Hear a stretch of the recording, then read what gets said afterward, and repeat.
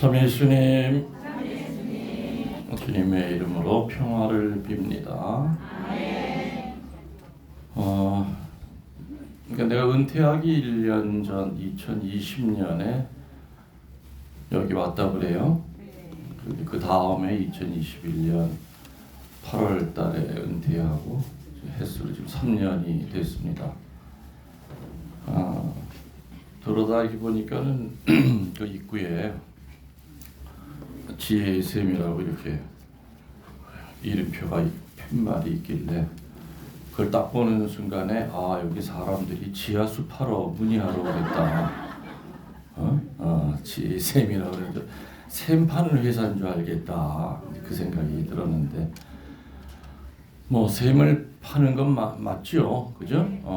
근데 뭘 파느냐? 여기는 뭘 판다고요? 지혜를 파는 셈이에요.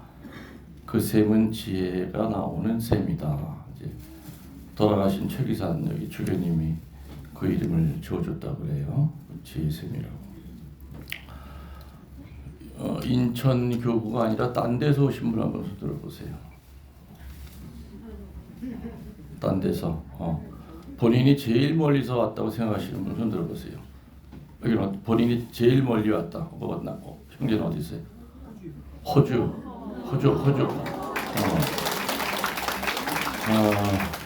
뭐 물론 이 강의 들으려고 호주에서 온 건 아니겠지만 호주는 어느 동네? 브리즈번. 내가 그 브리즈번 강의 갔을 때 그때 있었어요?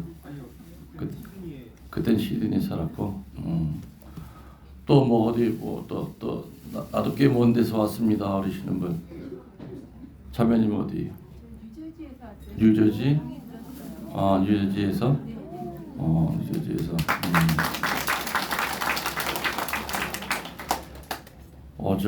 그저께 누가 카톡에서 페이스톡 얼굴 보고 하는 거 있잖아요.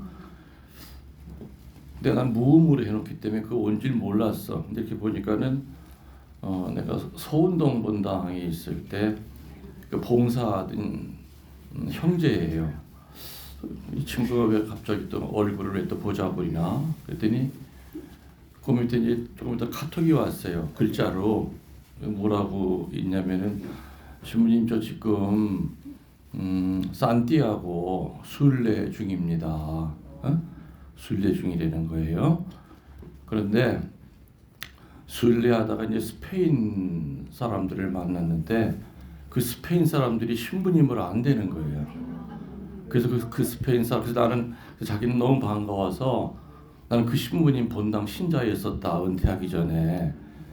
그래서 그 스페인 신자랑 이렇게 신부님 화상으로 얘기 좀 해보시라고 그래가지고 이제 화상으로 나한테 얘기를 했는데 난 그때 못 받았죠. 그래서 내가 좀 궁금했어요. 그래서 아니 그러면 그 사람이 한국말을 아냐? 어떻게 해서 알게 됐느냐 그랬더니 한국말을 곧잘 한대요. 근데 한국말 하게 된 계기가 그 스페인 사람들 직장에 한국 교포가 있었나 봐요. 근데 그 자매가 이제 계속 유튜브를 틈날 때마다 들으니까 뭐 듣냐 그랬더니 한국의 어느 신부님인데 너희들 이거 못 들어서 정말 안타깝다. 한국말을 몰라서. 그래서 그때부터 그 회사 직원들이 한국말을 배우기 시작했대. 내 강론을 들으려고. 그래서 그 회사 직원들이 많은 사람들이 한국말 하면서 내 유튜브를 들었고 그때 그 회사 직원들 4명이서 이제 산티아고를 순례하다가 한국 신자를 만난 거죠. 또 만나고 보니까 내가 본당 신부로 있었던 마지막 본당 신자니까 그래서 내가 참 신자 얘기가 그거죠. 신부님 본당 신부님으로 계실 때도 뭐 신부님 워낙 유명하셔서 많은 사람들이 찾아왔지만 세상에 스페인 사람들도 팬이 있는지 몰랐습니다. 그래서 하여튼 그 스페인 분들은 오로지 그 유튜브 강론을 좀 듣고 싶어가지고 한국말을 공부했대요. 그래서 우리 그 남자 형제는 스페인 말을 전혀 모르는 사람이에요. 근데 한국말로 대화가 되더래. 그래서 그 신부님이 이렇게 좀 통화할 수 있냐고. 그래서 내가 시차가 다르지 않습니까? 스페인 쪽이랑. 그래서 또 이제 그래도 헤어졌나 봐. 이게 가는 길이 이제 속도가 다르니까 남자 속도랑 여자 속도랑. 그래서 내가 유튜브의 힘이 이렇게 강하구나. 그죠? 유튜브의 힘이 강하구나. 그래서 물론 이제 뭐 미국 같은 데 가면은 뭐 미국 본당에서도 이제 초청을 받아서 강의를 할 때가 있어요. 근데 뭐 내가 매일같이 뭐 미국 사람들 사이에서 사는 신부가 아니기 때문에 어렵죠. 힘들죠. 그리고 한국말은 재미가 있잖아요. 이게 형용사라든지 아주 맛깔진데 이게 영어로 이렇게 그냥 하려는 게 쉽지 않아. 근데 희한하게 플러스 알파 성령이 함께 하셔서 한국 사람들이 받는 은혜나 미국 사람들한테 내가 미국 영어로 강의할 때나 별 차이가 없다. 제가 이제 아마 제 유튜브 여러분들 강의 들으시면 알겠지만은 90년대에 1990년 10년 동안 중국 선교를 다녔다고 그랬어요. 5년 동안은 조선족들 선교했고 5년을 한족들 선교했어요. 그때 90년대는 이제 모택동이가 죽고 난 다음에 등소평이 달러를 벌어들이기 위해서 문호를 개방했습니다. 그래서 외국 사람들이 들어오게 했어요. 그래도 들어오게 했어도 절대로 종교를 이렇게 전파하기에는 허락을 안 했어요.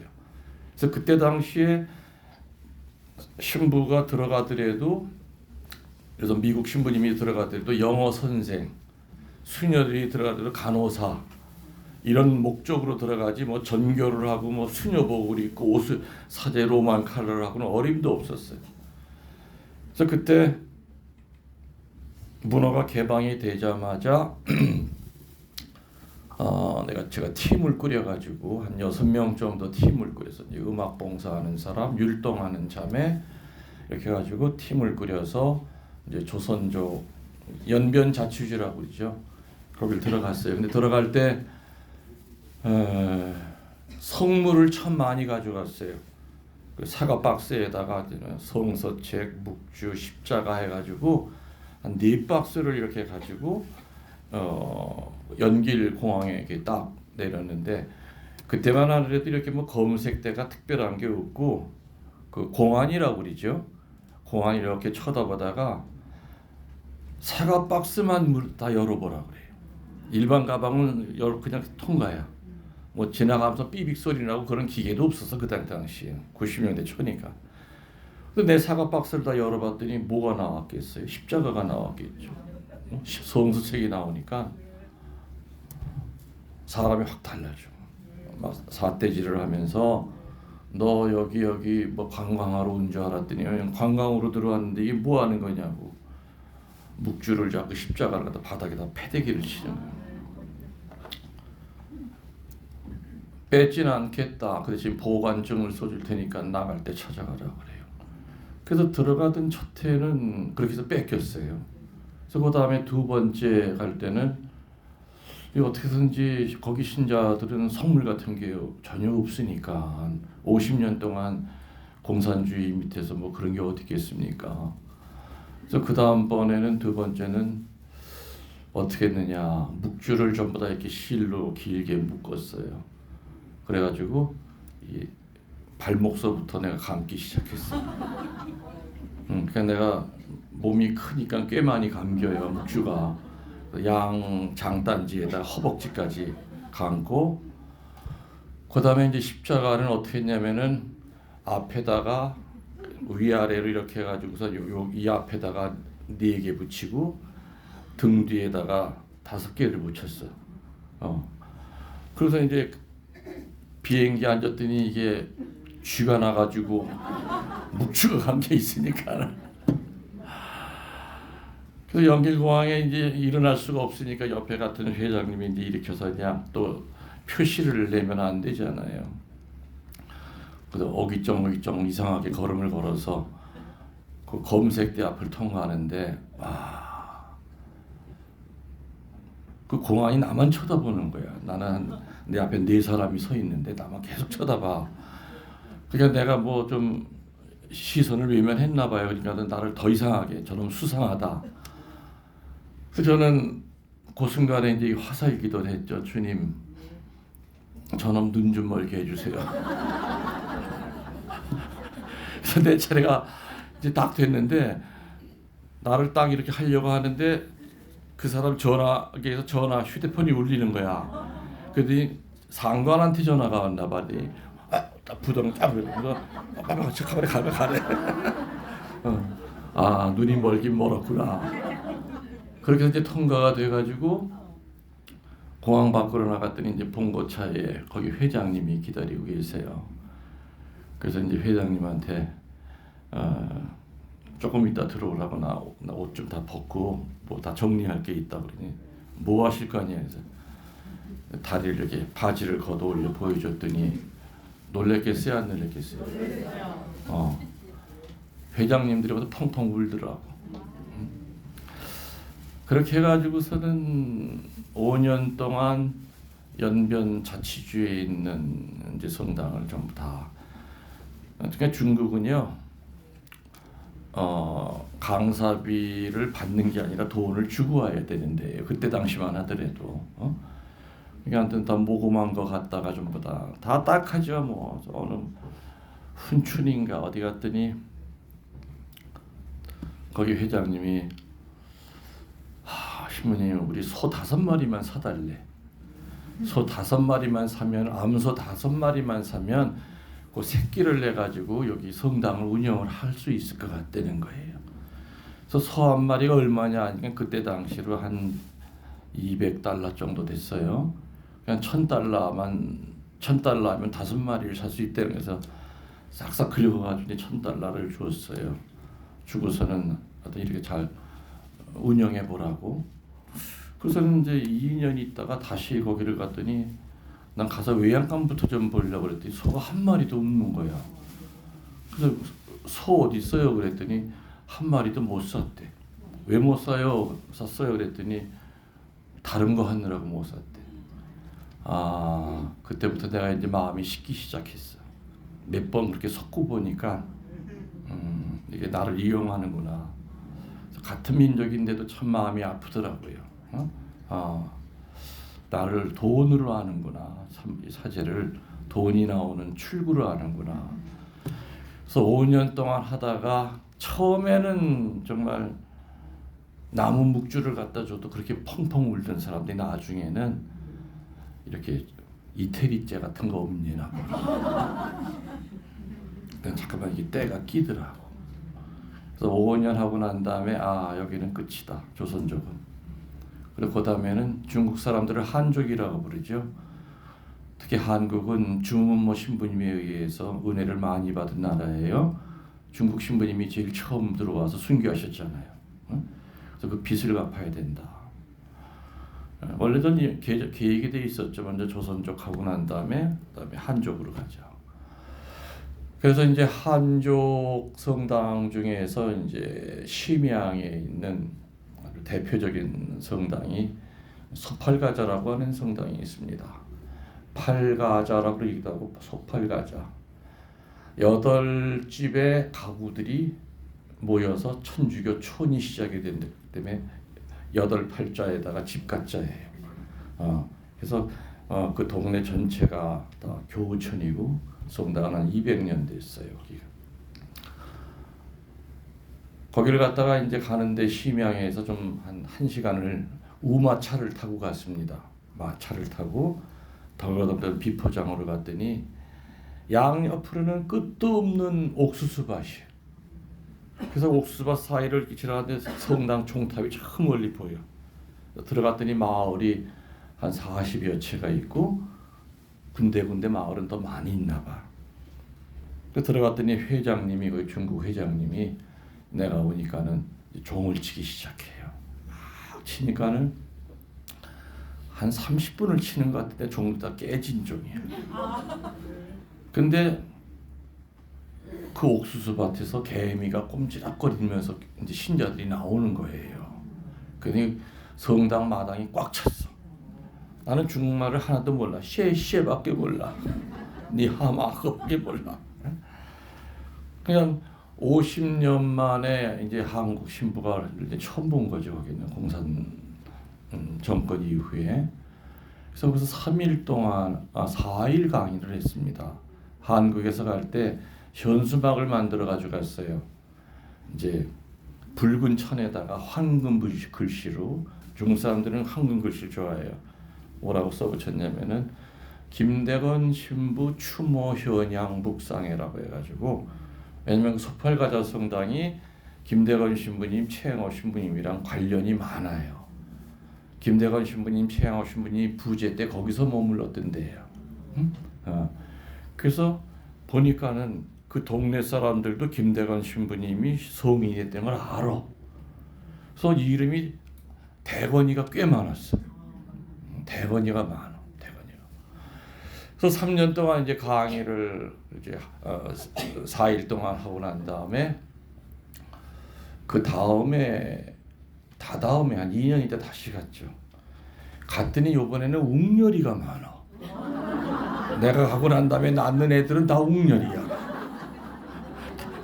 걔네들이 보자 90년대 90한 4, 5년 전 얘기니까 95년도 얘기니까 지금 몇 살 됐을까요? 그때 태어났으면 30? 30대 됐나? 그치 30대겠다 벌써. 근데 그때도 이제 통역하는 그 조선족 신학생이 옆에 앉아가지고 내가 몇 마디 하면 그걸 받아서 중국말로 이렇게 전했겠죠. 나는 이제 중국말을 모르니까. 근데 일단은 문제는 이 조선족이랑 나랑도 이 언어에 문제가 있었어요. 왜냐면은 서울말을 모르는 단어들이 많아 이 사람이. 예. 이래서 조선족들은 남편이라고 하는 단어가 없어요. 나그네, 우리 집 나그네 그리지 남편이라고 부르질 않아. 나그네 그래. 예? 그러니까 내가 얘기하면 이 조선족 그 신학생이 고개를 갸우뚱해. 그러니까 일단 내가 얘기하면 이 신학생한테 80% 정도밖에 전달이 안 돼요. 또 그거를 또 통역해서 중국 사람한테 할 거 아닙니까? 그럼 모르긴 몰라도 한 50%밖에 전달이 안 된다. 그 뜻이에요. 근데 걱정을 했죠. 근데 놀랍게도 이렇게 통해서 하려면 한참 걸려요. 난 기다려야 돼. 근데 웃어야 될 때 웃어요. 중국 사람들이. 또 울어야 될 때 수건을 꺼내서 눈물을 훔쳐. 이렇게 통해서 가는데 그때 내가 느낀 게 인간의 언어로 안 되는 것은 성령의 언어로 얘기해 주시는구나. 맞죠? 그러니까는 다락방에 있던 제자들이 성령을 받고 난 다음에 다락방 문을 박차고 나갔죠.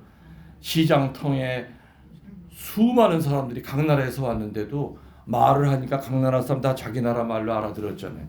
그죠? 그게 바로 심령 기도잖아요. 알아듣는구나. 그 저는 어느 나라 가든지 자신 있어. 내가 못하는 거 나머지 성령이 알아서 해주시니까.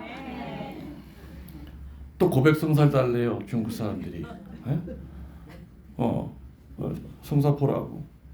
또 뭐라고 한참 눈물 콧물 짜면서 떠드는데 난 한마디도 못 알아들어. 나는 그냥 취임새만 맞추면 돼. 울면 그냥 그리고 이제 끝나고 난 다음에 이제 보석을 줘야 될 거 아니에요. 그래서 묵주 꺼내가지고 안 돼. 그 사제경은 이제 한국말로 해주면 되는 거고. 고백서에서 죄를 듣는 게 내가 아니라 예수님이죠.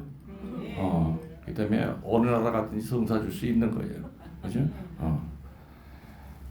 그래서 내가 물어봤어요. 한국 신부한테 이렇게 죄 고백하는 거 부담되지 않느냐고 이렇게 통역을 통해서 물어봤더니 너무 좋대. 신부님이 전혀 모르기 때문에. 저 어떤 죄를 고백해도 전혀 못 알아듣기 때문에 너무 편하대. 중국은 이제 지하교회랑 애국교회가 있죠. 모택동이가 딱 잡고 난 다음에 신부들 보러 선택하라 그랬어요. 로마 교황청이랑 관계를 끊을 거냐? 그러면 신부 생활을 하게 해주겠다.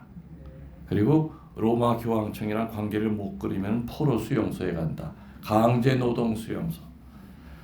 그래서 그때 정말 많은 중국 신부님들이 강제 노동 수용소에서 40년, 50년 동안을 노역하다가 나오지도 못하고 죽은 신부님들이 많아요. 그리고 50년이 넘어서 이제 풀려난 분들은 다 80이 넘은 노인네들 신부예요. 그분들은 나와서도 그 포기를 하지 않고 숨어서 그 지하교회 신자들을 데리고 도망 다니면서 옮겨 다니면서 미사를 드렸어요. 그리고 애국교회는 그냥 눈에 보여요. 주교도 공산당이 임명을 해요. 인준을 해야만 주교가 되는 거예요. 그리고 주교들도 전부 다 공산당 당원이에요. 그러니까 로마에서는 인정하지 않았죠, 그죠? 중국에서 뽑은 주교들은 인정을 안 하는 거예요. 그러니까 이게 로마 교황청이랑 중국은 이렇게, 왜냐하면 로마 교황청은 지금도 대만을 중국으로 여겨요, 맞죠? 네. 바티칸은 종교국가이기 때문에 정치적으로 대만으로 이렇게 쫓겨나서 조그만 섬에서 대만이라고 하는 이름은 있다 하더라도 여전히 중국은 외교가 대만이라고 하고 있어요. 그러니까 중국도 바티칸한테 이르기를 대만이랑 관계를 끊고 우리랑 이렇게 하자. 그러면 우리 애국교회 다 인정하겠다. 지하교회 인정하겠다 이거야. 다 땅으로 기어 나와서 이제 신부 생활 해라 이거예요. 지하교회 신자들은 애국교회 신부들을 신부로 안 봐요. 물론 내가 가서 강의한 데는 애국교회도 있고 지하교회도 있어요. 근데 심양에 있는 그 소팔가자 성당은 애국교회예요.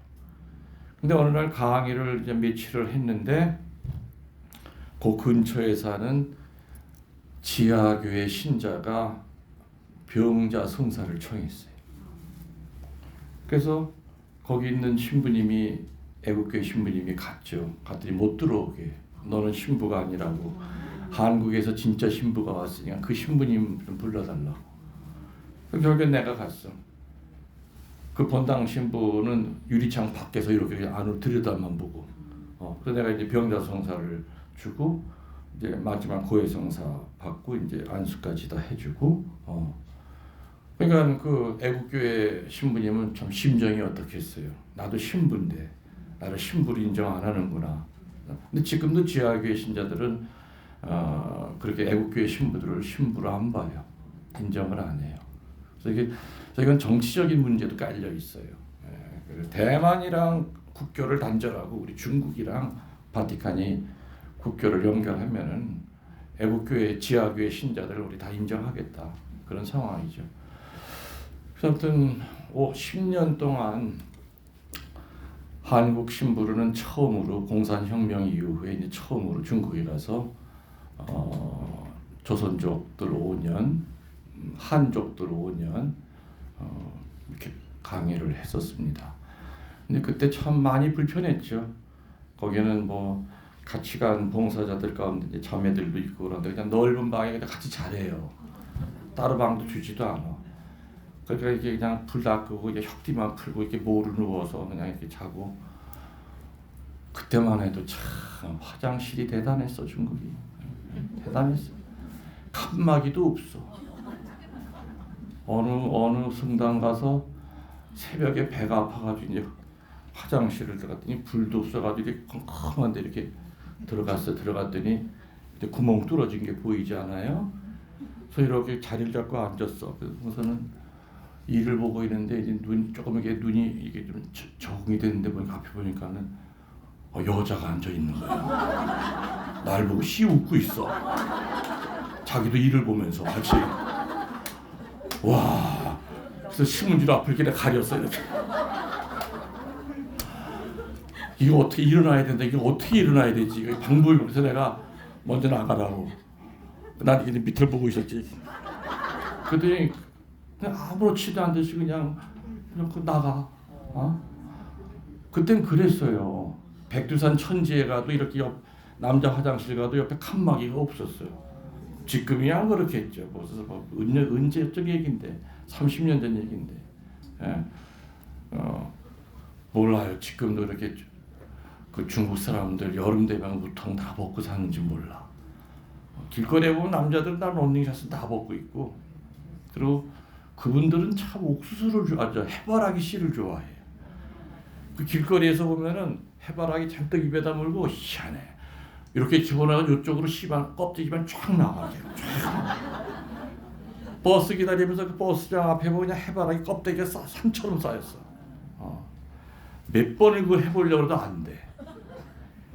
입안에서 그걸 어떻게 뺏겨가지고 껍질만 내보내는지 신기해.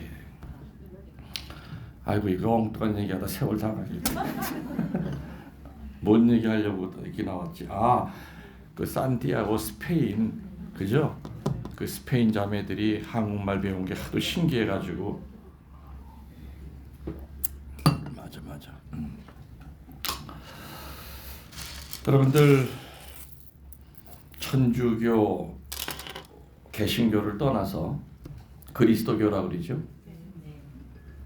불교 신자가 여러분에게 그리스도교의 그 특징이 뭐냐고 물어보면은 우리 불교랑 뭐가 다르냐고 물어보면 뭐라고 대답하세요? 대답해 보세요. 네? 부활. 믿음의 대상이 다르다. 또 그리스도교가 도대체 어떤 종교냐, 어떻게 시작이 된 거냐. 예를 들어서 어떤 사람이 물어요. 그 예수님 부활한 것까지도 다 안다 우리. 예? 그래 그 후에 이제 교회가 생긴 것도 알아 그 사람이.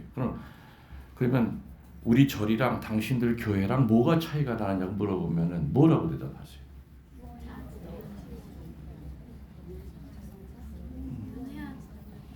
그래 주워 듣기 많이 주워 들었는데 누가 물으면은 뭐 그냥 옹옹옹옹 하다가 그냥 자기 신문이 유튜브 봐 그래 끝나는 거지. 그리스도교는 근본적으로 뭐가 다르냐, 시작부터가 찾아 나서는 종교예요. 찾아 나서는 종교예요.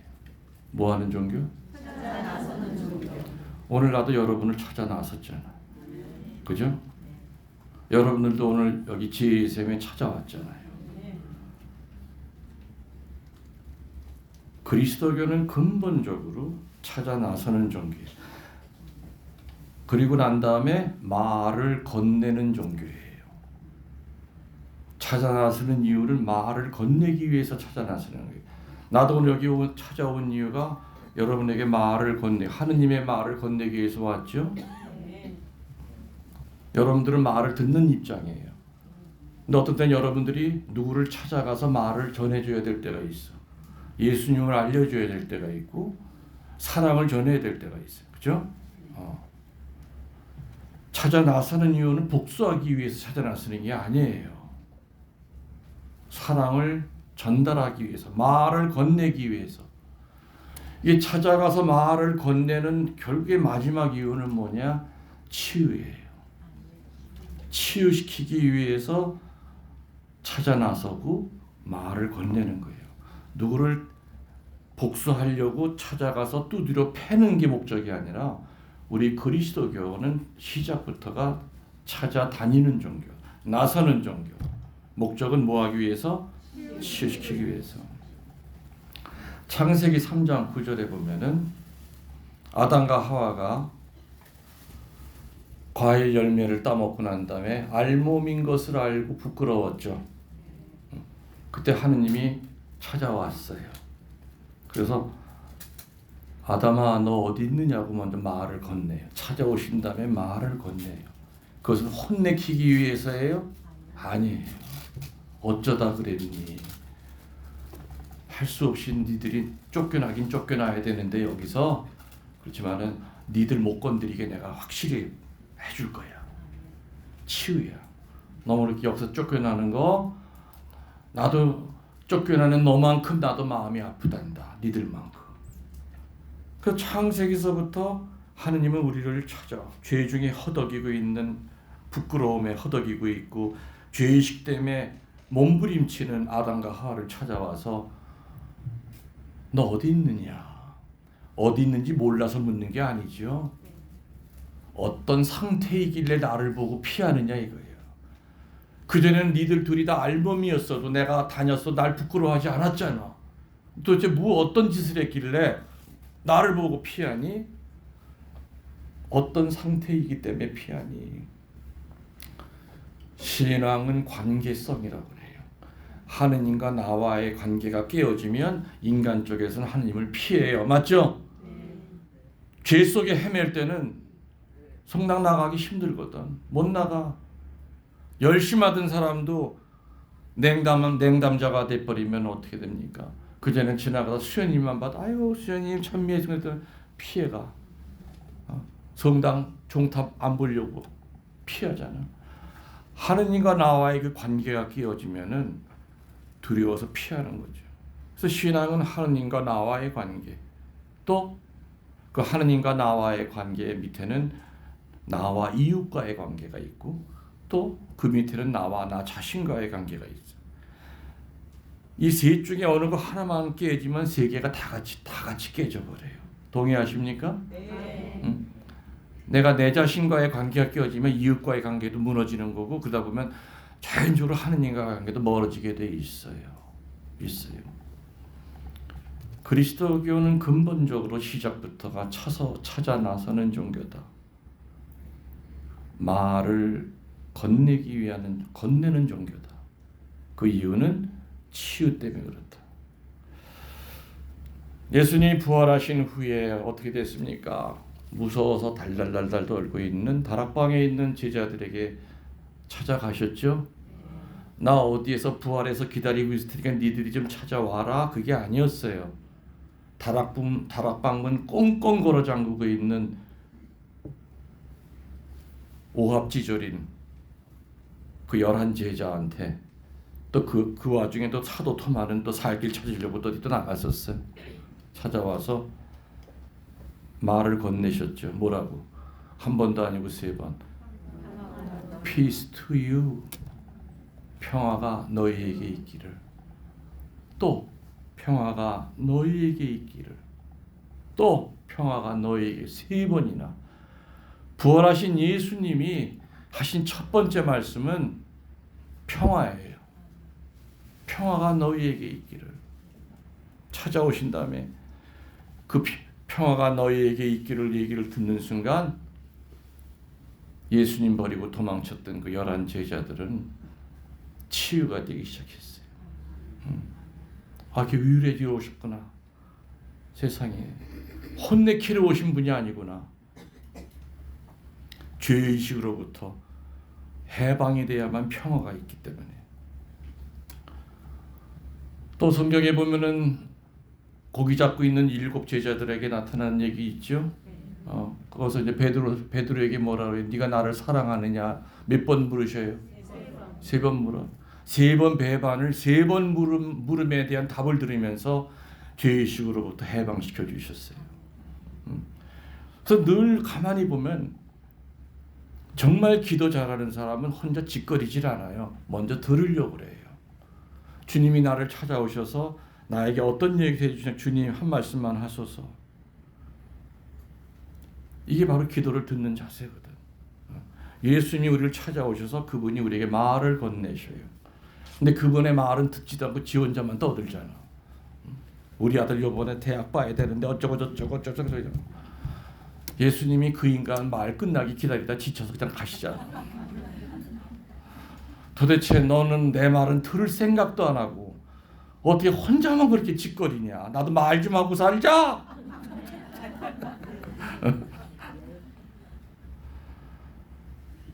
엠마오로 가는 제자들에게로, 그죠? 나타나셨잖아요. 찾아오셨잖아요. 3시간 동안이나 같이 걸었잖아요. 그죠? 성경 말씀을 설명해 주셨잖아요. 그래도 이 인간들이 못 알아들었잖아. 바로 옆에서 3시간을 걸었는데도. 부활한 후에 승천한 후에도 예수님은 어떤 모습으로 찾아오신 거죠? 성령의 모습으로 찾아오기 시작하셨어요. 맞죠? 성령의 모습으로 다 찾아오셨다. 그 후에 우리 교회는 예수님이 우리를 찾아오신 것처럼 찾아 나서는 교회가 된 겁니다. 그래서 12 사도들은 전 세계로 퍼져나가기 시작했죠.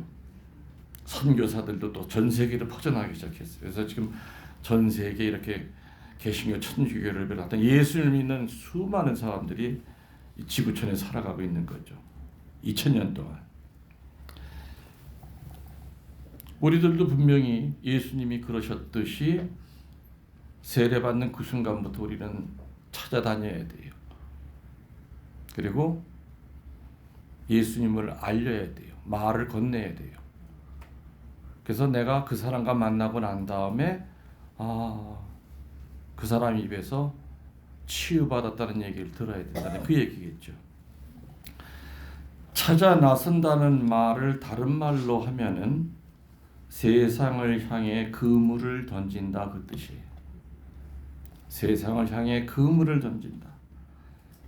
근데 여러분들 그물은 물건이죠. 그물이 중요한 겁니까? 아니면은 그물을 던지는 어부가 더 중요한 겁니까? 당연히 어부가 중요하죠.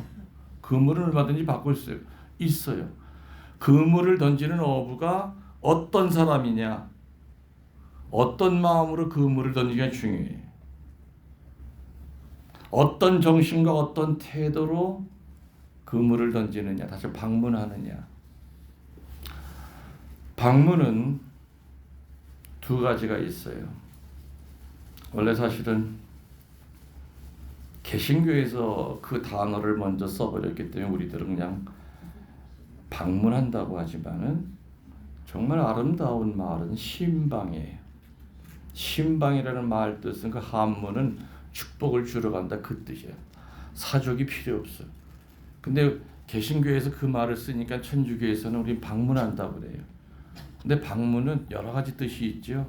빚쟁이가 찾아가는 것도 방문이고, 택배 회사 직원이 찾아가는 것도 방문이고, 그래서 방문이라고 하는 그 단어에는 축복이라고 하는 단어는 없어요. 개념은 없어요. 저는 개인적으로는 그 신방을 참 좋아해요. 그 신방은 두 종류예요. 천사의 신방이 있고 사탄의 신방이 있어요. 천사의 신방은 어떤 거가 될 것 같습니까? 교우들끼리 모이면은 치유가 일어나는 장소가 돼야 돼요. 근데 사탄의 신방은 교우들끼리 모이고 난 다음에 상처받는 사람, 상처를 갖고 헤어져요. 분노를 갖고 헤어져요. 천사의 신방이 되는 것과 사탄의 신방이 되는 것은 어떤 차이가 있느냐? 출발이 뭐냐? 기도하고 시작한 천주교 신자들의 모임은 성령이 함께하기 때문에 치유가 일어나요. 그렇지만은 기도가 없이 시작된 천주교 신자들의 모임은 남 얘기로 시작해서 남 얘기로 끝나고 본당 신부 씻기 시작해서 수녀까지 씻고 그래도 배가 안 부리면 주교까지 씻고 끝나. 어둠이 지배하는 거지. 그 사탄의 신방이에요. 사탄의 신방. 그래서 그물이 중요한 것이 아니라 그물을 던지는 어부가 어떤 사람이냐 이게 중요하죠. 예수님은 공식적으로 어부들을 몇 명 뽑았죠? 12명 가운데서.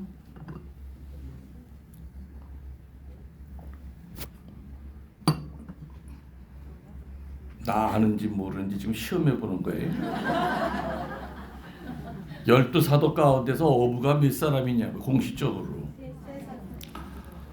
아니 또 왜 또 갑자기 또 뭐 바뀌었어?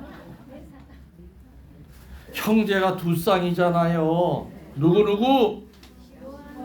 누구가 형제예요? 베드로 동생이 누구요? 또 야고보 동생이 누구요? 두 쌍에 4명이 갑자기 3명은 어디서 나와 또 갑자기. 테레사 아까 보니까 노래는 필 받아서 끝내주게 잘하더구만. 그냥 충만하게 그냥 갑자기 졸다가 갑자기 3사람이 나와 갑자기 지금. 몇 사람이요? 근데 사도 토마도 어부예요. 쌍둥이라고 불렸던 토마도 어부 출신이에요. 그러면 12명 가운데 5명이 어부면은 프로테지가 되게 높은 거예요. 근데 그때 당시 어부는 하층민이에요. 자기 이름도 못 쓰는 사람들이에요, 어부들이. 여러분 제자 구하려고 하면 여러분들 어떤 제자를 선택하겠어요? 일단 똑똑해야죠. 그리고 내가 가지고 있는 학문적인 어떤 그 업적을 계승할 수 있는 사람, 내 이름을 더 빛내줄 수 있는 그런 제자를 선택하겠죠. 그리고 또 제자 가운데는 좀 경제적으로 좀 여유가 있어서 우리 조직이 잘 좀 돌아가게끔 그때 돈을 착착 내주는 그런 사람도 또 하나 정도 중간에 껴 있으면 아주 금삼첨화죠. 근데 예수님이 12를 이 세상을 구하겠다고 만들어 놓고 뽑은 12를 보면 오합지졸들만 뽑아놨어. 비린내 풀풀 나는 어부들, 거칠게 일었던 어부들. 또 유다는 뭐 하는 사람이야? 열혈당원.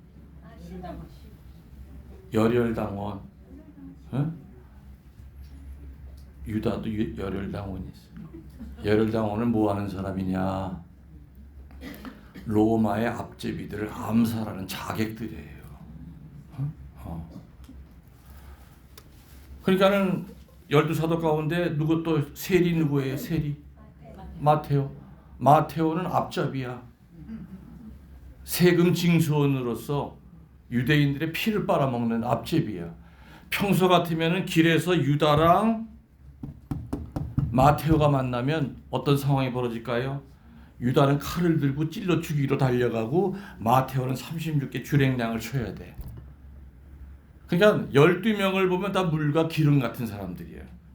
근데 그 12명이 누구를 중심으로 뒀기 때문에 깨지지 않고 하나가 될 수 있었어요? 예수 그리스도.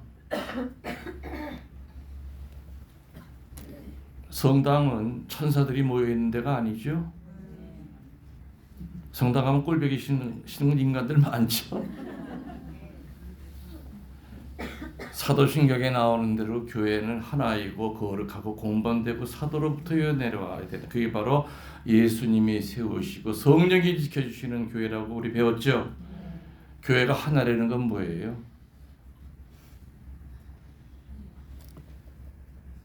전혀 다른 사람들이 모여 있어도 똑같은 전례와 똑같은 교리가 있기 때문에 그건 하나라는 뜻이지, 천사들만 모여 있기 때문에 하나라 그 뜻이 아니에요.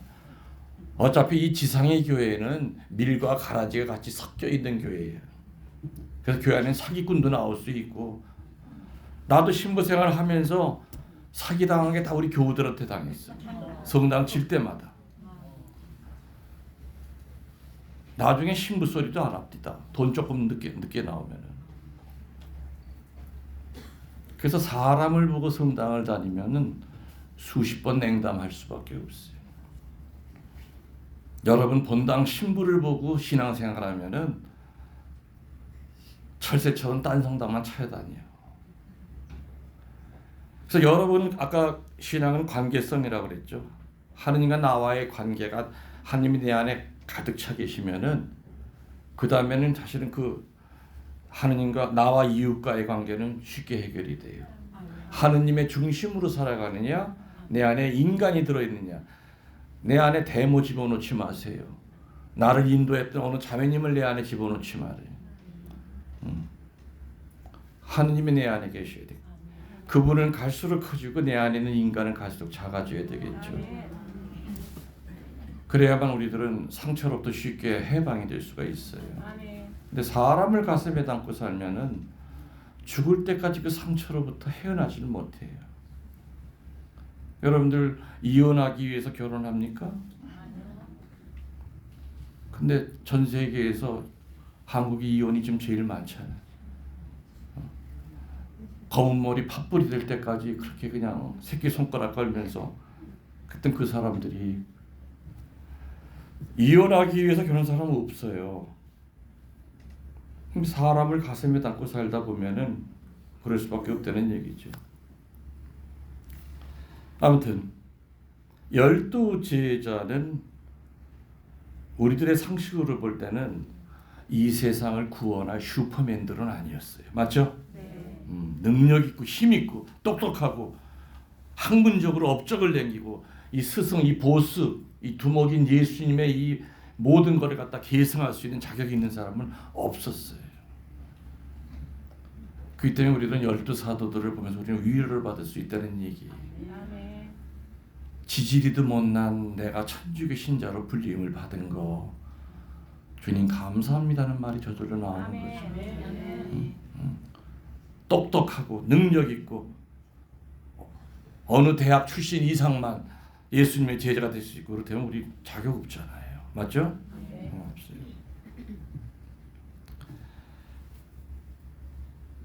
부활한 후에 교회는 찾아 나서게 됩니다. 자, 그러면 어부 얘기가 어차피 나왔기 때문에 내가 다른 피정 때도 몇 번 얘기를 했는데 저도 이제 신학생 때부터도 사실은 그 주요 묵상거리가 왜 어부를 불렀을까? 좀 똑똑한 사람 부르지. 그게 이해가 안 갔었어요. 그 분명히 이유가 있을 거다. 덥지 않으세요? 나한테 벗을게. 나 더워.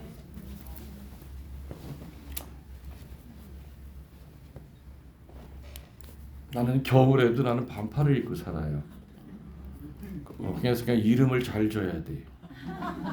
그 웅자가 웅자가 스커둥자예요. 열자가 매울 열, 뜨거울 열이에요. 그러니까 뜨거운 산의 그 뜻이야. 뜨거워 내가 몸이. 그러니까 열이 많아. 열이 되게 많아요. 예수님이 어부들을 많이 선택한 이유를 저는 이제 신학교 졸업할 때쯤 그것도 성령께서 알려주신 거라고 생각이 되는데 어느 날 성치 앞에서 이렇게 조별하다가 갑자기 그냥 마치 그냥 내 눈앞에 이렇게 그냥 그 책이 펼쳐지듯이 예수님이 어부를 부른 이유가 쫙 글자로 쓰여지는 거예요. 그때 얼마나 기뻤는지 몰라. 그때 아마 내가 부재반 때 그 깨달은 것 같아. 어부를 부른 첫 번째 이유는 뭐냐? 무소유성 때문에 불렀어요. 뭐 때문에? 농부는 자기 재산이 있어요. 땅이 있죠. 근데 어부는 갈릴리 호수는 자기 호수가 아니죠. 낡은 그물과 건강한 몸뚱아리 그리고 그냥 허름한 배 한 척이에요.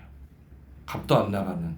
그래서 어부를 부를 때는 가진 것이 없기 때문에 포기할 것도 많지 않았던 거예요. 쉽게 따라 나설 수가 있었어요. 근데 농부를 부르면은 아이고 감사합니다. 저 같은 사람 불러주셔서 감사합니다. 근데 제가 올해 가을 추수는 제가 분명히 해야 될 것 같고요. 또 땅을 팔려면 또 부동산에 내놔가지고 요즘 경기가 안 좋아가지고 아무튼 제가 2년 안에는 쫓아갈 테니까 혹시 예수님 휴대폰 번호 같은 거 하나 좀 찍어주십시오.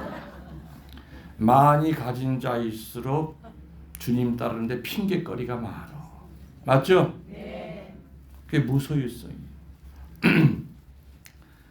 사실은 무소유라고 하는 말은 불교 개념이에요. 우리 천주교 영성에서는 텅 빈 충만이라고 얘기해요. 뭐라고요? 텅 빈 충만. 그게 우리 가톨릭 영성의 용어예요. 텅 빈 충만. 비어있지만은 꽉 차 있는 거예요.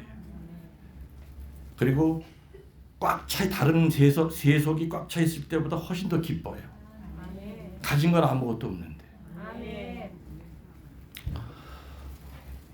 제가 소망이 있다고 그랬습니다. 무슨 소망이 있냐면은 저도 언젠간 죽겠죠. 지난주에 내 동창 신부 한 분이 이제 세상을 떠났는데 우리 동창이 졸업할 때 41년 전에 27명이 졸업했는데 첫 번째로 죽었어요. 우리 동창 가운데서는 우리보다 한 4살 정도가 더 많았어요. 그래서 지금 형벌이었죠. 그러니까 신학교 10년, 신부생활 41년, 51년 동안을 살았기 때문에 거의 뭐 피부치랑 똑같죠. 피부치랑. 아무튼 그 죽기 바로 전날 이렇게 가서 손을 잡으면서 의식은 없어요. 그래가지고 나왔어. 손 한번 잡아봐 그랬더니 꼼짝도 안 해. 숨은 몰아쉬고 있고 같은 동창이 그 옆에서 계속 지켰기 때문에 물었죠. 혹시 병원이 형 의식 있을 때 뭐 남긴 말 없냐 그랬더니 이때 뭐라고 그랬어 그랬더니 그 말을 하더래요.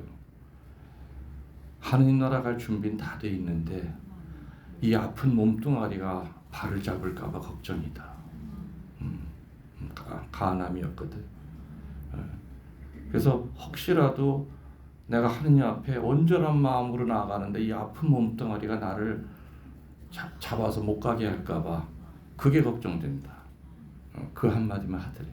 다른 동창한테. 그래서 내가 그날 안수 이렇게 해주면서 형 잘 가 그랬지. 그래서 그리고 나랑 약속해. 우리 그전 우리 동창들이 있어. 청주교구 동창은 4명이에요. 전국 동창이 이제 28명이고 항상 그랬거든. 넷 중에 누가 먼저 죽든지 죽으면 반드시 꿈에 나타나서 알려줘라. 천국이 어떤 모습인지. 그래야만 자신 있게 신자들한테도 설명을 잘해줄 거 아니냐. 그래야만 죽음과 맞서서 두려움 없이 가게끔 교우들을 가르칠 거 아니냐. 근데 아직까지는 안 나타났어. 지금 일주일 지났는데. 그래서 저녁에 잠들 때마다 오늘 왔다 가려나? 오늘 왔다 가려나? 항상 잠이 들어요. 내가 볼 때 며칠 후에 나타나긴 나타날 거예요. 우리 신학생 때부터 그 약속을 했거든. 그러니까 여러분들도 부부지간에 다 교우면은 그 약속하세요. 여보, 당신이 먼저 가든 내가 먼저 가든 우리 한 가지는 우리 하자. 반드시 찾아오자. 찾아와서 얼마나 세상이 아름다운지 천국이, 그 분명히 소식 전하자. 그 약속하세요. 근데 그 약속하고 돌아가신 부부들 가운데 그 지키는 신자들이 있어요. 나 얘기 많이 들었어요. 죽은 남편이 3일 만에 나타나서 너무너무 자세하게 설명을 해주더래요. 너무너무 고맙다고. 그리고 연미사 드려준 거 너무너무 고맙다고. 그 덕에 연옥에 머무는 시간이 자기 줄었었다고. 연옥에 머무는 시간이 줄어들었다고. 그 연미사 때문에. 연미사 그렇게 중요한 거예요. 그것이. 근데 신부님 우리 외할머니는 신자도 아니었는데 어떻게 해요? 상관없어요. 사람은 죽으면 다 그죠? 모든 영혼을 하느님이 다 이렇게 장악을 하시잖아. 불교 신자로 살았든 신자로 살았든 창조주 하느님 앞에 다시 가잖아요. 살아온 법에 따라서. 그럼 신부님 불교 신자들은 지옥 가는 거예요. 누가 그래요? 착하게 살면 천국 가죠. 성당 안 다녀도 말이죠. 천국을 얼마든지 가요. 익명의 크리스찬이라고 그래요. 그 우리 옛날에 천주교 한국 들어온 지 200년밖에 안 되는데 그 전에 착하게 살다 죽은 우리 조상들은 다 지옥에 갔다는 얘기? 아니지. 나 그 개신교에서 그 떠드는 거 정말 나는 마음에 안 들어. 예수, 천국, 불신, 지옥. 불교 신자들이 그 광고판을 보면 얼마나 상처받을까. 명동성 앞에 그거 매달고 다니잖아. 예수, 천국, 불신, 지옥 뭐 트럼펫 불면서. 어느 미국 신부님이 그걸 보고 너무 가슴 아팠대요. 어떻게 저렇게 편협할 수 있을까? 저게 예수님의 마음이 아닐 텐데. 성당에는 못 갔어도 성당 다니는 사람보다 더 착하게 사는 사람 많아요. 당연히 그런 사람들은 보편적인 구원의 역사 안에다 들어가 있는 거예요. 보편적인 구원의 역사. 그래서 나는 우리 외할머니도 천국 갔다고 믿어. 우리 외할머니 항상 이렇게 보면은 물 떠다 놓고 장독대 위에다 항상 빌던 분이에요. 그리고 우리 어머니죠. 딸이 성당 간다 그러면 잘 밀어주고 그러던 거예요. 본인은 안 가셨어. 물론 돌아가실 때 대세는 받으셨지만. 예? 그렇기 때문에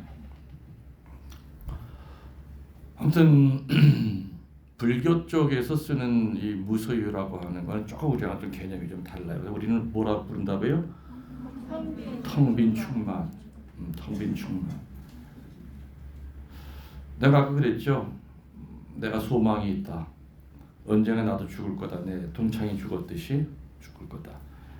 그 여러분들 장례에서 올 거예요, 안 올 거예요? 네?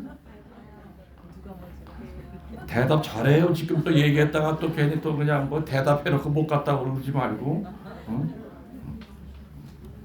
호주에서는 올 생각하지 마라. 거기 너무 멀어. 연도나 맞춰주면 돼. 교우들이 와서 이제 미사를 장례 미사를 다 드리고 돌아들 가시면서 교우들 입에서 이런 말들이 나오기를 저는 소망해요.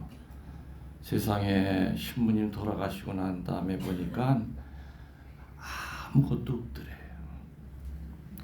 그분이 입었던 수십 년 된 수단 한 벌, 낡은 성경책 하나, 묵주 하나, 수십 년 신었던 구두 한 켤레가 그 신부님 다 전 재산이었대.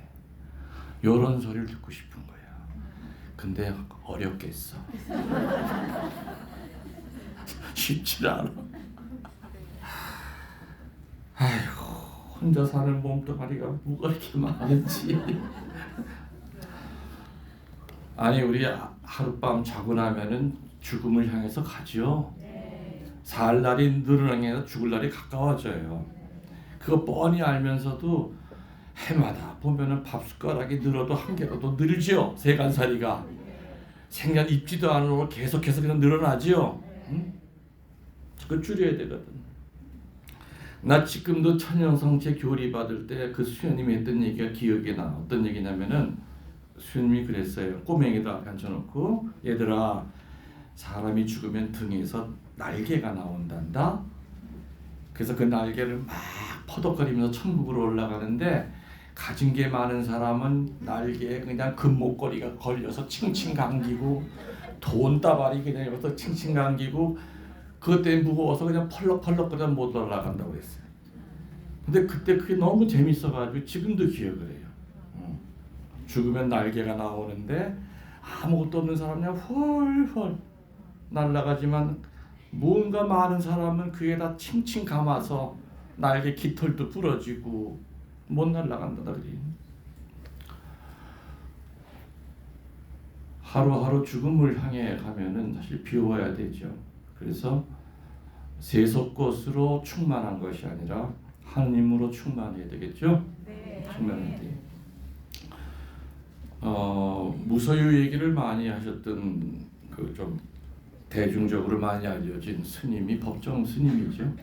무소유라고 책도 있고 개인적으로는 저랑 굉장히 가까웠어요. 가까웠는데 어느 날 그분이 차를 한 잔 이렇게 마시면서 그분은 명동 가면은 성체 조배도 하고 그랬어요. 참 열려 있는 분이에요. 우리 지금 내가 살고 있는 이 월정리 그 바로 뒤에도 절이 하나 있어요. 바로 뒤에 주차장 옆에 그 스님이랑도 그냥 뭐 잘 지내고 있죠. 근데 그 스님은 이제 장가를 가셨기 때문에 부인이 계시고 두 분이 열심히 복숭아 농사 지면서 하여튼 성실하게 잘 살아요. 근데 법정 스님이 어느 날 나랑 얘기를 하다가 신부님 제가 우스운 얘기 하나 해드릴게요. 얘기해 보세요. 그랬더니 그 양반은 그 어느 서울의 성북도에 가면 길상사라고 있어요. 옛날에 큰 요정이었죠. 그 주인이 죽으면서 법정 스님한테 그거를 기부를 했어요. 어마어마하게 비싼 그 거기를. 그래서 법정 스님은 거기를 이제 절로 만들어 가지고 한 달에 한 번씩 가서 법회를 해요. 사시는 데는 강원도 양구 쪽에 암자를 조그맣게 하나 줘서 한 달에 한 번씩 나와. 법인으로 만들었죠. 근데 어느 날 법회가 끝나고 난 다음에 아주 부잣집 할머니가 자기를 찾아오더니 스님 선물 하나 가지고 왔다고. 그러면서 기사보러 갖고 오라고. 기사가 그냥 들고 오더래. 그러니까 난 있죠. 꽃대가 이렇게 올라온 난이래. 스님 이거 500만 원짜리입니다. 스님 계신 데 가서 이렇게 좀 봉헌하겠다고. 그걸 안겨주고 그냥 떠나더래.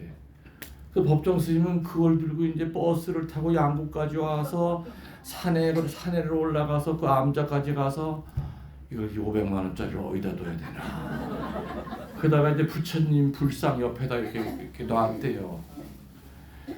아침마다 이렇게 목탁을 치면서 부처님은 눈에 안 들어오고 500만 원짜리 난만 보이더래. 그 어디 가지를 못하겠대. 누가 와서 훔치고 할까봐. 한 달 동안 지옥이었대. 내가 저놈을 소유하는 게 아니라 저놈이 나를 소유하고 있구나. 그 다음 달 법회 그를 들고 가서 그 할머니에게 다시 주니까 죄송하지만 제가 기를 자격이 없습니다고 주었더니 그렇게 편하더래. 그러니까 우리는 되게 물건이 나를 소유할 때가 많아요. 맞죠? 네. 소유 당하고 살아. 노예처럼 끌려다닐 때가 많아. 근데 아무튼 어부들은 애초부터 가진 게 없다 보니까 나 따라오느라 하니까는 그죠? 금을 버리고 떠나고 야고보와 요한 아버지 제베데오와 사꾼을 버리고 떠났다고 그랬죠. 포기하라고 했을 때 사람마다 포기하는 내용이 달라요. 맞죠? 다 달라요. 포기하는 내용이. 아무튼 이게 첫 번째 무소유. 그것 때문에 예수님이 어부를 불렀구나. 다른 직업보다도 어부들은 가진 게 없어. 가진 게 없어. 그때 언제든지 쉽게 따라 나설 수 있다. 두 번째 부른 이유가 뭐냐? 공동체성이에요. 어부들은 배에서 그물을 내릴 때도 힘을 합쳐야 그물을 내리죠. 몇 시간 후에 끌어올릴 때도 영차 하면서 힘을 맞춰야 돼. 힘센 사람은 힘을 낮출 줄 알고 힘이 약한 사람은 표준 중간까지는 올라가야 돼. 다시 말하면 공동체 안에서 나를 죽여야 돼요. 나를 죽여야 공동체가 살아. 그걸 몸으로 터득한 직업이 바로 어부예요. 다는 아니지만요. 한평생을 혼자 만지작거리는 직업이 있죠. 그런 직업을 가진 사람일수록 에고이스트가 많대요. 이기적인 사람이 많대요.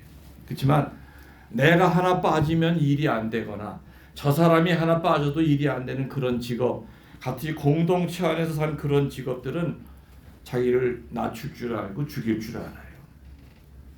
이해가 되시죠? 무슨 얘기인지? 네. 공동체 사는 직업.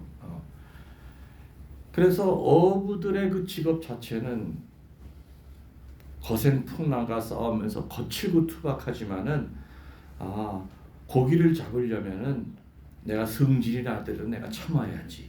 예? 그거를 그냥 본능적으로 아는 직업이에요.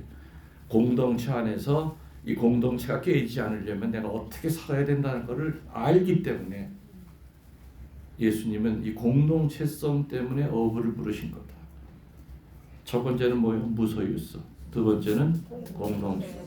마지막 세 번째는 뭐냐? 종말론성이에요. 종말론성은 뭐냐? 어부들은 배를 타면 오늘 내가 땅을 밟을지 안 밟을지 몰랐어요. 갈릴리 호수 아시죠? 갈릴리 호수는요 잔잔하다가도 그 서쪽 계곡에서 바람이 그 서쪽 계곡을 타서 불어제기 시작하면은 서풍이 불면 바다가 뒤집어져요. 성경에도 나오잖아요, 그죠?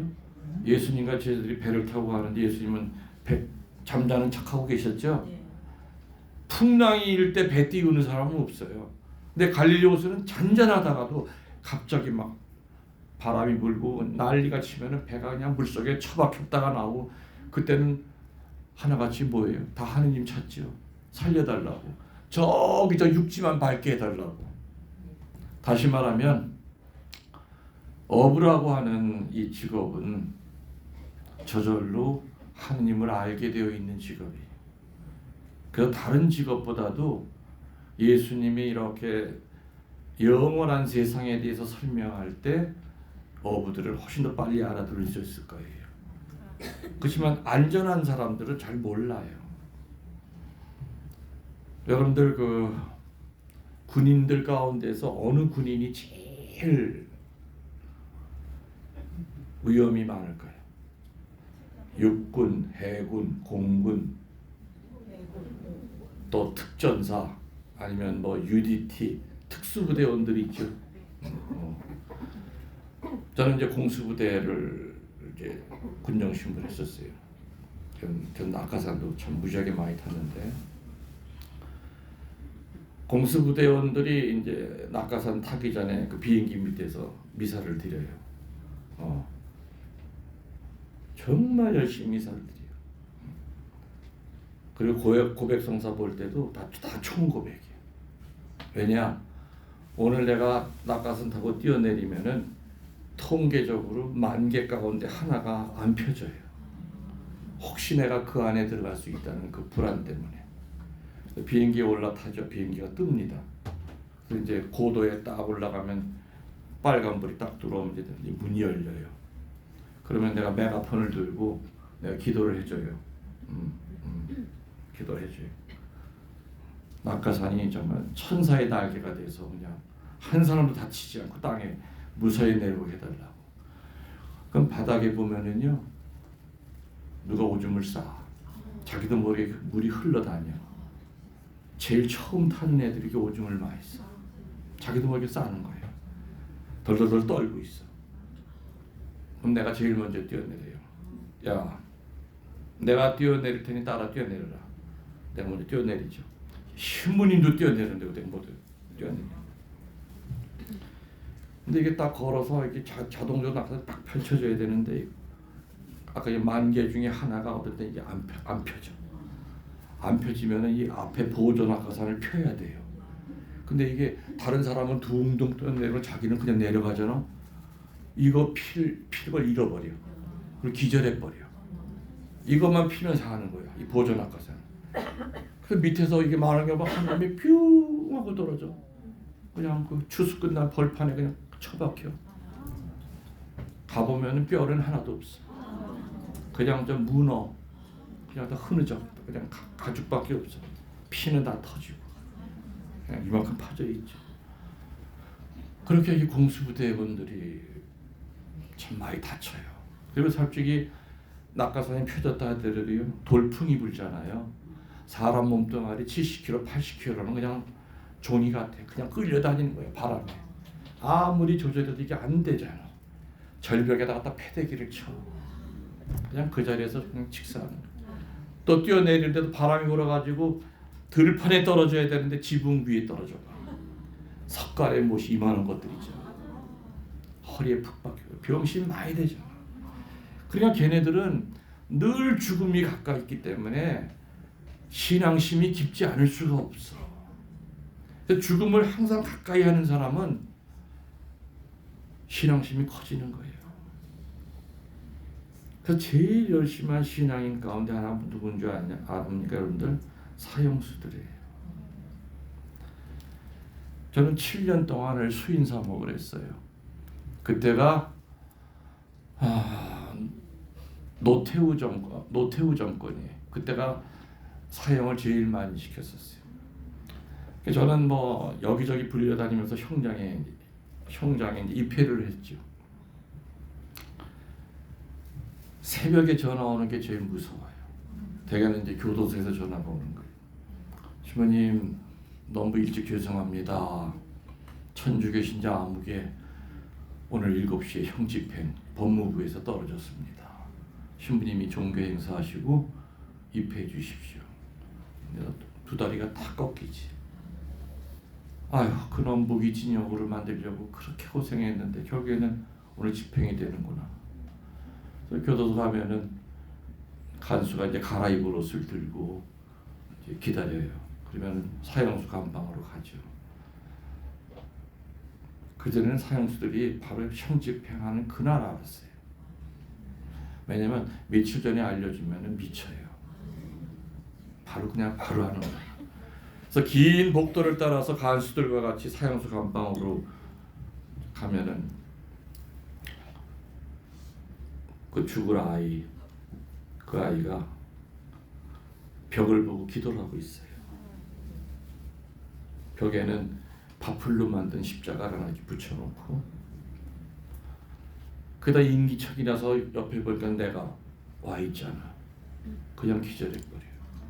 그리고 저는 그때 그 사형수 그 얼굴에서 피땀이라는 걸 처음 봤어. 예수님이 겟세마네에서 피땀 흘리셨죠? 그건 소설이 아니에요. 의학적으로 사람이 극도의 공포에 시달리면 모세혈관이 터져요. 그래서 땀구멍으로 땀이랑 같이 흘러나와. 그걸 피땀이라고 그래요. 네. 라틴어명으로 히모테라시스라고 그러는데, 그래서 땀구멍으로 땀이랑 같이 벌겋게 흘러내려요. 사람은 자기 죽을 때를 알아요. 자기도 밤새 뭐가 불안했던 거예요. 근데 세상에 새벽에 신부님이 와 있는 이유는 한 가지. 오늘 내가 죽는 날이구나. 그냥 기절해버려. 들어가서 이제 끌어안고 물을 먹이고, 그래서 또 눈 뜨면 또 날 보면 또 기절해. 내가 저승사자예요. 그래서 마지막으로 할 수 있는 건 성체를 쪼개가지고 물에다가 숟가락에다 불려서 입에다가 집어넣어 주는 거예요. 주님 들어가셔야만 이 아이 개처럼 안 끌려나갑니다. 지발로 일어납니다. 그럽니다. 이거 집어넣으면은 못 넘겨요. 사람이 죽을 때는 물도 못 넘기다는 말이 있죠. 안 넘어가요. 그래서 목에다 대고 이제 기도하면은 이제 식도가 열리면서 넘어가는 소리가 꼬르륵하고 나. 성체가 넘어가고 나면 사람이 달라져. 벌떡 일어나서 지가 갈아입고, 난 내 다리가 여전히 떨리지. 형장으로 갈 때도 오히려 내 손을 부축해가지고 가요. 죽을 때도 보면 정말 담대하게 죽죠. 마지막 강복 받으면서. 예. 그 아이는 조폭으로 있으면서 사람을 둘을 죽였던 애예요. 근데 들어와서 나한테 교리 배우고 정말 어린아이처럼 21살밖에 안 됐어. 하여튼 무기징역을 이제 시키려고 애를 써봤지만 그 당시는 그냥 뭐 바로바로 뭐 형이 집행이 되고 그랬던 시절이라, 그 정권 시절에는. 예. 지금은 우리 한국은 사형제도 거의 없어졌죠. 거의 집행은 없어졌습니다. 그러니까 그렇게 그 죽음을 늘 가까이 하는 사람은 자동적으로 하느님을 알아요. 그리고 직업 자체가 어려운 직업. 농부는 위험해요, 안 위험해요? 위험할 거 없죠. 근데 어부는 위험해요. 지금도 수십만 톤 배가 태평양 바다에서 반으로 쪼개져요. 행방불명이 돼요, 그죠?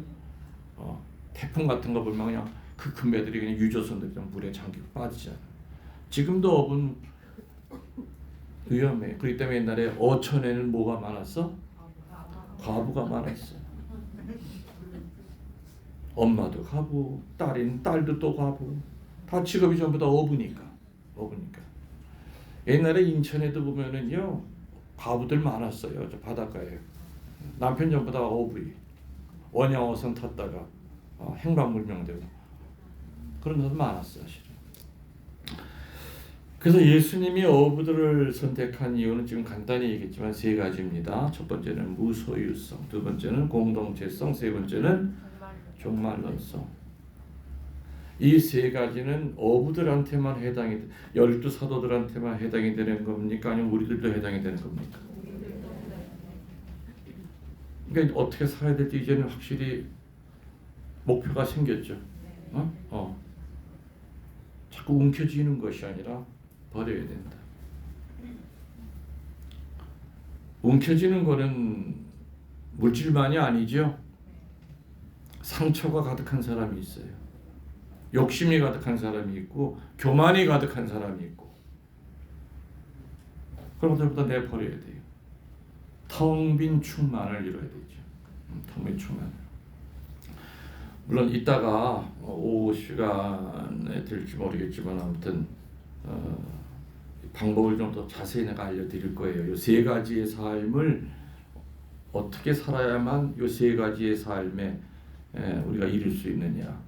무소유 삶, 텅 빈 충만의 삶에 이룰 수 있고 또 공동체 안에서 내가 어떻게 살아야만 내가 내 쪽에서 상처받지 않으면서 공동체의 내가 한 부분이 될 수 있느냐 그 방법 또 세 번째는 종말론성. 근데 결국에는 종말론성이라고 하는 거는 뭐냐면은요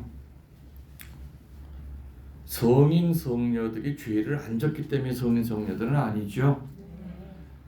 근데 그분들이 우리와 다른 게 뭐가 있는가 하고 이렇게 그 묵상을 해보면은 그분들의 그 삶을 뒤돌아보면은 확실히 다른 게 하나 있어. 물론 그분들은 이 세 가지의 삶을 다 살았던 분들이에요. 근데 그 특별히 매일같이 하루도 안 빠지고 지키려고 했었던 것이 종말론성이에요. 아침에 눈을 뜨면은 그날 하루를 마지막으로 알고 살았어요. 하루밖에 안 남아있다고 그런다면 죄 지을 시간이 있을까요? 없을까요? 그래서 사형수들이 이렇게 성인처럼 살다 가는 거예요.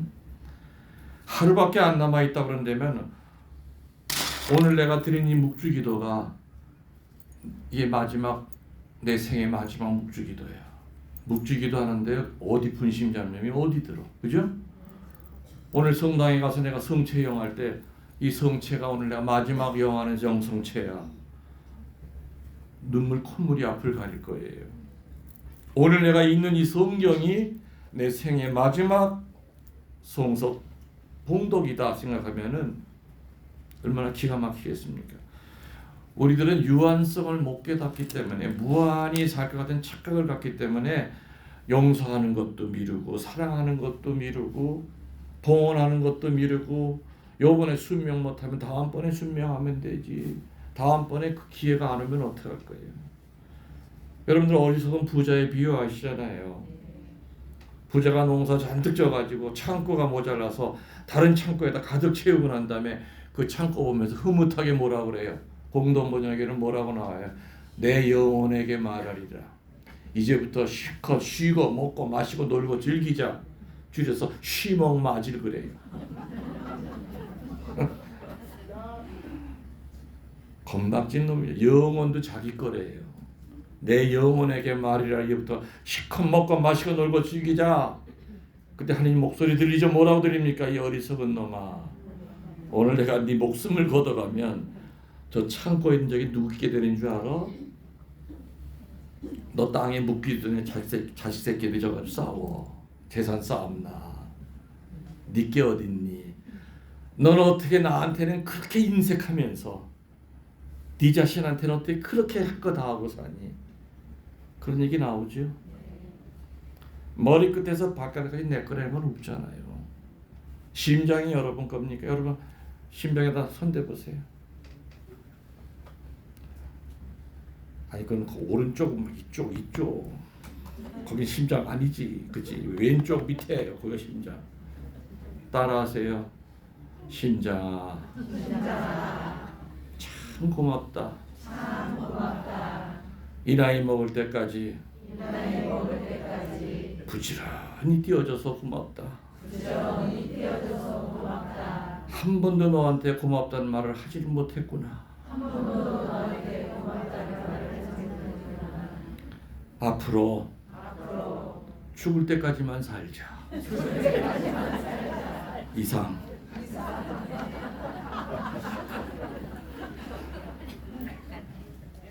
저는 오래 살고 싶지도 않아요. 빨리 죽고 싶지도 않아요. 죽을 때까지만 살 거예요.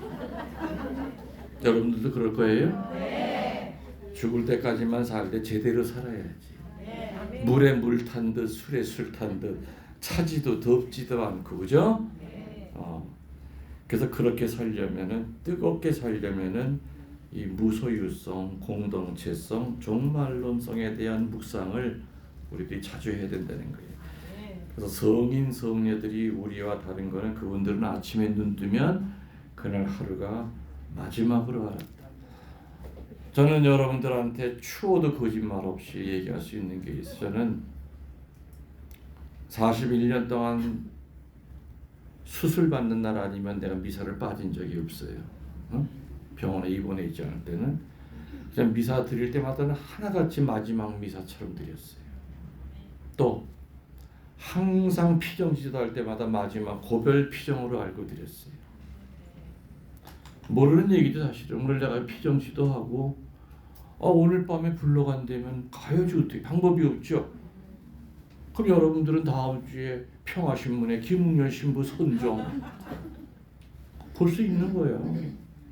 나만이 아니라 여러분들 가운데 그럴 수가 있다 그 얘기죠. 밤새 안녕하셨습니까? 그 말이 왜 나옵니까? 그죠? 멀쩡하던 사람이 바로 가는데. 예. 그래서 아침에 눈 뜨면 제가 여러분들 가르친 거 있죠? 눈 떠서 잡소리, 잡생각이 내 머리를 지배하기 전에 제일 먼저 눈이 떠지면은 내 몸에다가 축성을 하라고 그랬죠. 십자가로 축성해요. 눈이 떠지면 침대에 누워서 내 몸을 축성을 하고 난 다음에 첫 번째 기도가 뭐냐? 주님 살려주셔서 감사합니다. 생명 연장해 주신 거 감사합니다. 그리고 그 다음에 따라오는 기도는 두 번째 기도는 주님 오늘 하루 마지막으로 알고 살겠습니다. 거룩하게 살겠습니다. 이게 바로 우리 신자들이 아침에 눈 뜨면 하는 첫 번째, 내가 내 몸을 십자가로 축성하고, 그죠? 주님 오늘 하루 더 주셔서 살려줘서 감사합니다. 오늘 하루 마지막으로 하고 살겠습니다. 성인 성녀들은 그런 마음으로 사셨기 때문에 그런 하루하루가 모아져서 그 성인 성녀들의 일생이 된 거죠.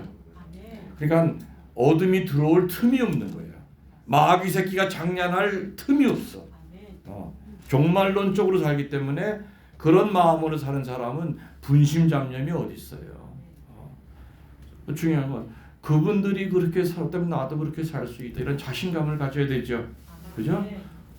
여러분 그거 아시죠? 성인 성녀들 가운데 여러분과 똑같이 애 낳고 남편 이렇게 결혼 생활하면서 성인 성녀 된 사람이 훨씬 더 많은 거 아시죠? 신부 수녀들보다 훨씬 더 가정 생활하는 사람 가운데서 성녀가 훨씬 더 많이 나왔어요. 그분들이 그렇게 살면 나도 그렇게 살 수 있다. 그런 자신감을 가지려는 얘기죠. 아셨습니까? 나 몇 시까지 하는 거예요? 12시? 12시 맞아? 된 거이지? 응. 배가 고파서 못 떠들겠어. 힘들다. 밥 먹고 합시다. 밥 먹고. 오늘은 말씀해 주신 신부님께 뜨거운 감사 사랑을 드립니다. 감사합니다.